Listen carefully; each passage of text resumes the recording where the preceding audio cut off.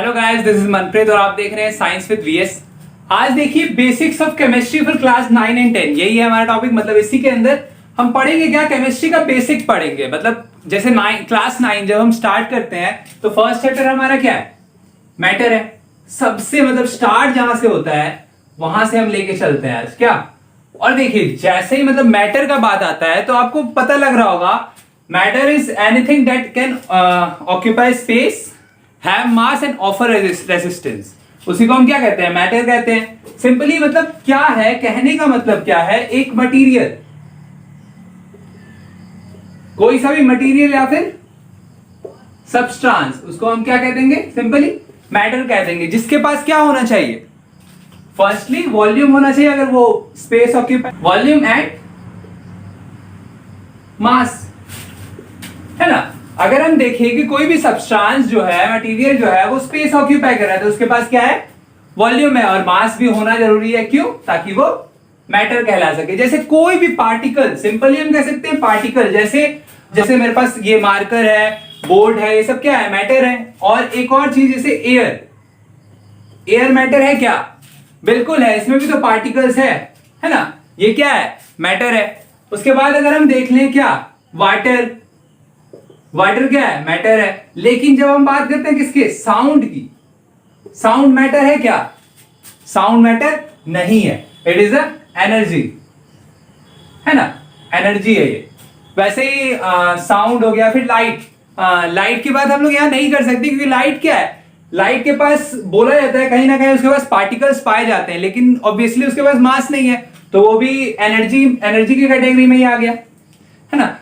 अब देखिए classification of matter अगर हम देखें तो इसका दो तरह से हो सकता है। क्या, पहले तो फिजिकल कंपोजिशन पे, दूसरा केमिकल कंपोजिशन पे। तो फिजिकल कंपोजिशन पे क्या देखते हैं हम लोग, क्या कि सॉलिड, लिक्विड और गैस। ये हम लोग बहुत पहले से ही पढ़ते आ रहे हैं, लेकिन ये जो था इसका क्या था, फिजिकल कंपोजिशन अगर कर रहे थे तो क्या मिल रहा था हमको कि सॉलिड, लिक्विड और गैस। लेकिन अगर हम इसका केमिकल कंपोजिशन करेंगे तो हमको क्या क्या मिल रहा है, तीन मिल रहे हैं। कौन कौन से, फर्स्टली हमारे पास क्या है, एलिमेंट्स, सेकंड क्या है, कंपाउंड, थर्ड हमारा यहां पे मिक्सचर,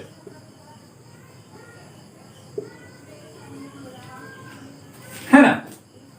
अब देखिए तीनों में, सिंपली हमारे तीनों में डिफरेंस क्या होगा, ये मैटर्स के। अगर हम मैटर को केमिकल कंपोजिशन के तौर पे देखें तो हमको क्या मिलेंगे, एलिमेंट्स, कंपाउंड और मिक्सचर मिलेंगे। अब देखिए एलिमेंट को तो सिंपली हमको पता लग रहा है क्या, कि जो सबसे छोटा भाग होता है ना, जिसको हम फर्दर सिंप्लीफाई नहीं कर सकते हैं, तो लिख सकते हैं प्योरली अ सिंगल सब्सटेंस, है ना, that cannot be simplified further, या फर्दर सिंप्लीफाइड। देखिए ये एक ऐसा सब्सटेंस है, एक सिंगल सब्सटेंस है जिसको हम सिंप्लीफाई आगे नहीं कर सकते, जिसको आगे थोड़ा नहीं जा सकता, उसको हम क्या कहते हैं, एलिमेंट्स कहते हैं। एग्जांपल के तौर पे ले लेते हैं कोई भी, जैसे एग्जांपल के तौर पे हम लेते हैं आयरन, Fe, है ना। Fe देखिए कोई भी एक ऐसा प्रोसेस नहीं है बेसिक्स केमिस्ट्री में जो इससे कुछ भी निकाल सके, मान लीजिए हाइड्रोजन या ऑक्सीजन निकाल सके। तो यहां पे हम सिंपली इसका एक डेफिनेशन जानेंगे, it is a purely single substance that can not be further simplified या सिंप्लीफाइड फर्दरली, ठीक। अब देखिए कंपाउंड और मिक्सचर की जब हम बात करते हैं, देखिए ये तो एक अलग ही चीज हो गया, है ना। अब देखिए जब एलिमेंट से हम कहा जाते हैं कंपाउंड पे, तो कंपाउंड का एक डेफिनेशन निकलता है कि made up of, it is made up of more than क्या, वन एलिमेंट्स, है ना। ये जो कंपाउंड जो होता है वो कुछ एलिमेंट्स के मिलने से बनता है। और सेम चीज मिक्सचर में भी होता है। यहां पे भी मिक्सचर में भी क्या होता है, एलिमेंट्स का मिश्रण होता है, मतलब मिलता है। लेकिन एक डिफरेंस है कंपाउंड और मिक्सचर में, एक क्या बहुत है, लेकिन एक डिफरेंस, मेनली डिफरेंस क्या होता है, ये जो होता है ये केमिकली मिलता है।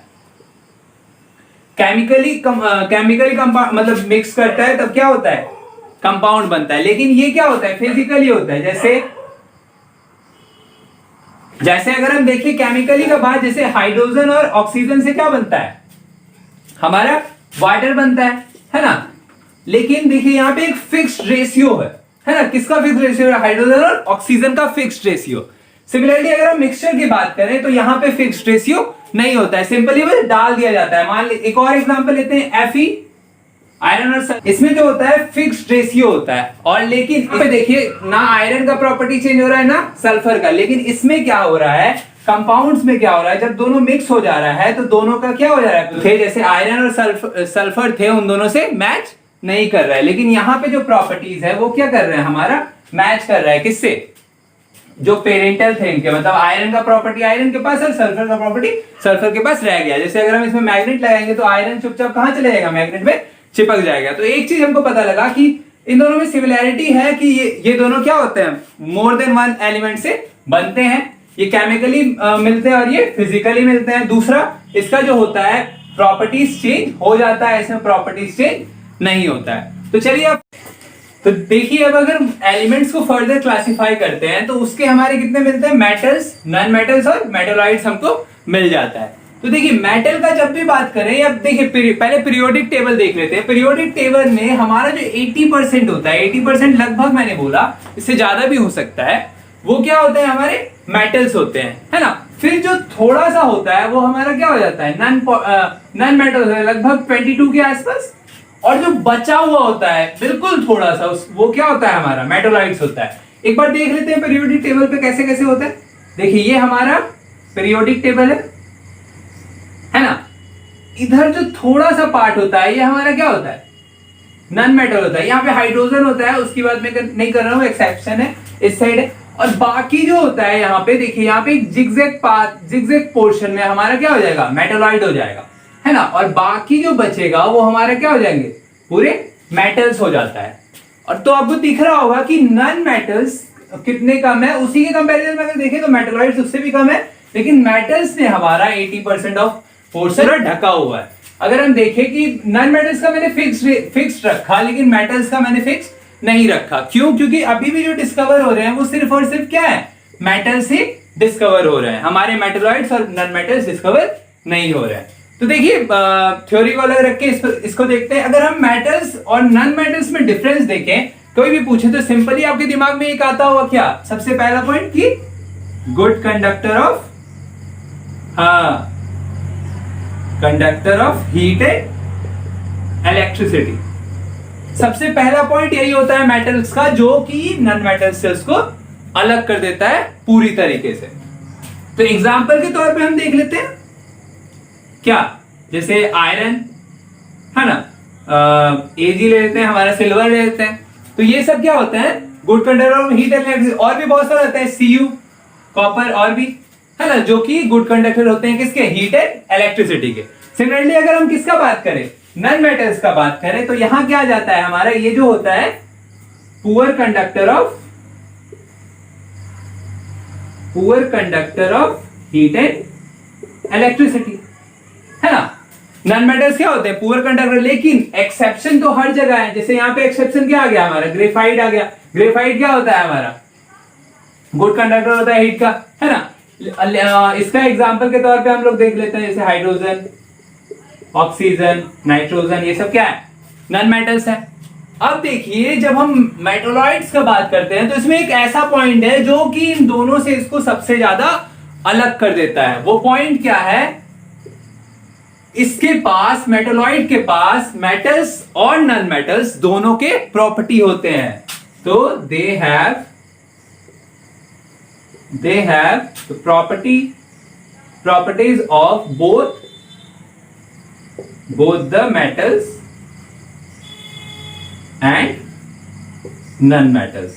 इसके पास क्या होता है, दोनों का प्रॉपर्टी होता है, किसका किसका, मेटल्स और नॉन मेटल्स का। एग्जांपल के तौर पे अगर हम देख रहे हैं तो सिलिकॉन, है ना, एक ऐसा मेटलॉइड है जिसके पास मेटल्स और नॉन मेटल्स दोनों के प्रॉपर्टीज जो शो करता है, उसको हम क्या कह देते हैं, मेटलॉइड्स कह देते हैं। और एक चीज अगर हम देख लें, मेटल्स क्या होता है, जनरली बात कर रहे हैं हम लोग एक्सेप्शंस को हटा के, कि ये क्या होता है, सॉलिड होता है किस पे, रूम टेम्परेचर पे। रूम टेम्परेचर के बाद मैंने इसलिए किया क्योंकि किसी को भी अगर आयरन को भी अगर हम हीट कर देते हैं, ज्यादा उसका टेम्परेचर इंक्रीज कर देते हैं, तो वो तो ऑब्वियसली किस में बदल जाएगा, लिक्विड में बदल जाएगा। इसीलिए हम यहाँ पे क्या रखते हैं, रूम टेम्परेचर रखते हैं। लेकिन इसमें भी एक एक्सेप्शन है, जैसे मरकरी। मरकरी क्या है, लिक्विड होता है, लिक्विड फॉर्म में होता है, तो वो मेटल नहीं है क्या, वो भी मेटल है, लेकिन वो क्या है, एक्सेप्शन है। सिमिलरली अगर हम नॉन मेटल का बात करें तो ये कुछ भी हो सकता है, जैसे सॉलिड, लिक्विड, गैस, कुछ भी हो सकता है। जैसे ब्रोमाइन का अगर हम बात करें, वो क्या होता है, लिक्विड होता है ना। तो यही था इसमें डिफरेंस। तो चलिए लास्ट करते हैं अब इसको। देखिए मैंने फर्स्ट 20 एलिमेंट्स लिख दिए हैं एटॉमिक नंबर वाइज 1 to 20। देखिए कैसे, hydrogen, helium, lithium, beryllium, boron, carbon, nitrogen, oxygen, fluorine, neon, sodium, magnesium, aluminium, silicon, phosphorus, sulphur, chlorine, argon, potassium और कैल्शियम।